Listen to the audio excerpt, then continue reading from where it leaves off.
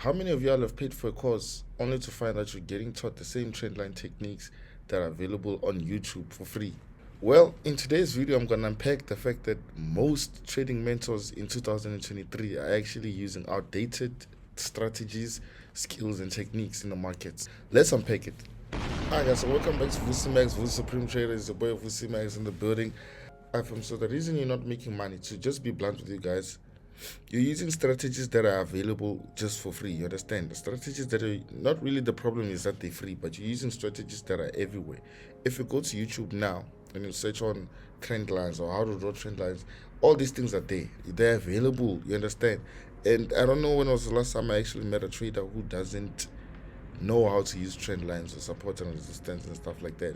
So guys, we're using strategies that are available to everyone. Obviously, the more available something is in Forex, then the less effective it is. You understand? So today I was looking at the Euro USD in the building. It's melting. Alright, so the first thing that we're gonna talk about today is confluence, right? So confluence, in simple terms, is the number of signals that are adding up to the number of reasons that make you open a trade, basically, to explain it in the simplest form. So if you're buying at support, what else, what other signals are there for you to open that buy? You don't just open a buy based off of, oh, we add support. You must open maybe because there's a buy, it's at support. There's another, if it's a confluence, maybe there might be a breakout at that same zone. It might be a market zone and stuff like that. You understand? So when you want to open a trade, you must look for at least more than 3 signs of confluences. You understand? So the first one that I want to give you guys today is called correlation, right? So we're back at the charts. Today I'm gonna show you guys correlation and how that one works. So we're looking at the Euro US dollar. Looking at the Euro US dollar, my chart may not make a lot of sense to you guys, but let me just explain confluence in the fastest way possible. You understand?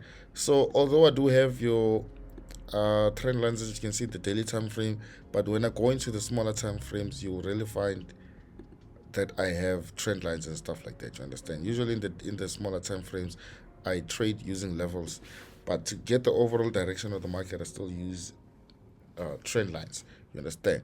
So when you're talking about correlation now, we're looking at the Euro USD. So it's important for you to also look at the DXY, the dollar index, right? So the dollar index shows us the overall direction of where the market is going for the dollar, how the dollar is performing against all the currencies, you understand, as a whole. So if the dollar is bullish, as you can see here, this is the dollar index. If the dollar index is bullish from here to here, right? It's been bullish. We can all see this was from like 14th or 13th of July. It's been bullish, right? So what does this mean when you actually go to the Euro US dollar? So the Euro US dollar causes the euro against the dollar. That means the euro against the dollar will be bearish. My bad. So I repeat, if the DXY is bullish, you have to go to the Euro USD, right? If you go to the Euro USD, you'll find that the Euro USD is bearish, because now the euro against the dollar has to be bearish, because now when you look at the dollar index, it's bullish, right? And there is the confirmation that you need, guys, right? So this one is just to confirm your direction before you enter any trades, right? So even if we can go to our H1 there, just to confirm what we're talking about, you'll see that we just said we're having a bearish run, basically. You understand? So if you go to the DXY in the H1 also, I'm sure it's gonna be very bearish. You understand? So it's kind of like opposites, these things. So it's good to actually get, if you're trying to trade Euro USD and you can't find a signal, you might find a signal on the DXY.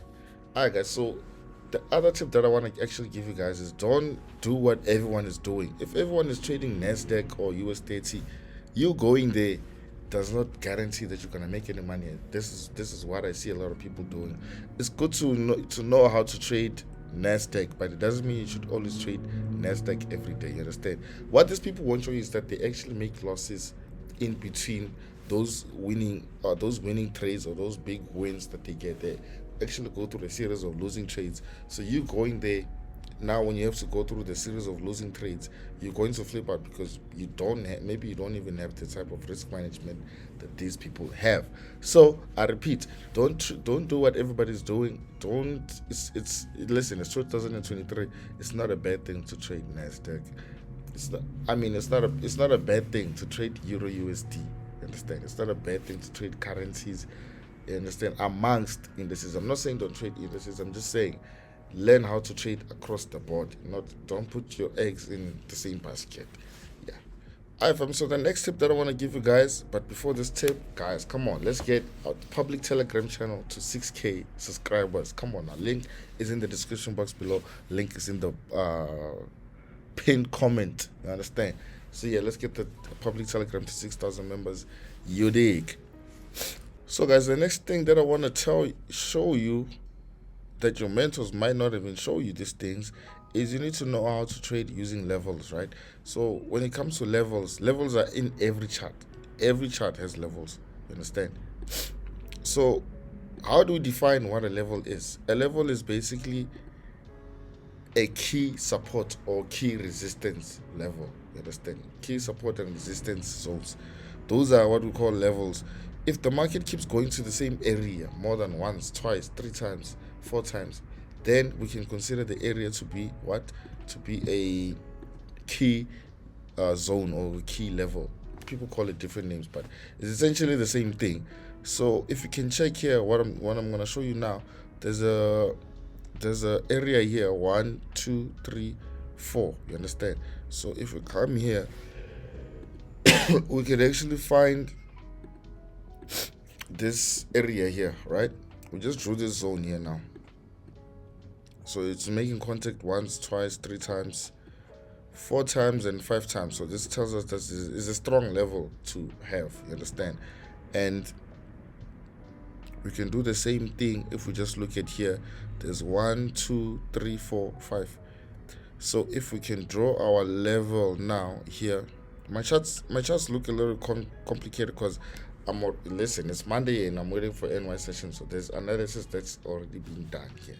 So don't mind the rest of the things. But yeah, we have 1, 2, 3, 4, 5 touches here. So it's another level that we have, you understand? So all these areas, you'll notice that when the market goes to these areas, it's going to react a certain way. Right? It's going to react a certain way. You can have your pending orders in these areas, and this is just going to be like one of the easiest strategies that you can have. You understand? I also have in the H4 this zone I marked here, 1, 2, 3. It's actually gave a very solid selling signal. You understand? So these are some of the things that you need to focus on. You need to know how to draw your levels. So shout out to you guys if you made it this far into the video. But now this is the bonus tip that I'm going to give you. This has to do with risk management and position sizing, right? So if I want to trade, I'm going to start I'm going to describe this in terms of when you trade indices, because I know you guys love indices a lot. You understand? So when in terms of indices, this doesn't matter so much when it comes to currencies, but especially with indices, I have to give you guys this disclaimer. When you want to trade, when you come into the game, you want to trade indices. If you have less than 1,000 rands, just open a micro account and trade micro indices, right? If you have more than 1,000 rands, actually the amounts I can recommend for you to start trading indices, it's 2,000 rands, right? 2,000 rands is like $110, right? So if you have that much with SA brokers now, because my current setup is SA brokers, so with SA brokers you're going to use 0.01 per every 2,000 rands that you have. That way, even when you take a loss, it's not going to wipe you. And when you take a win, you're going to make significant gains. You understand? So 2,000 rands upwards, you can trade the standard 0.01 of NES 100. But if you have less than a K, 1,000 rands, you need to open a micro and then grow it gradually. Like that. You feel me? Last but not least, all these instruments that we're trading, they have peak volatility during New York session, right?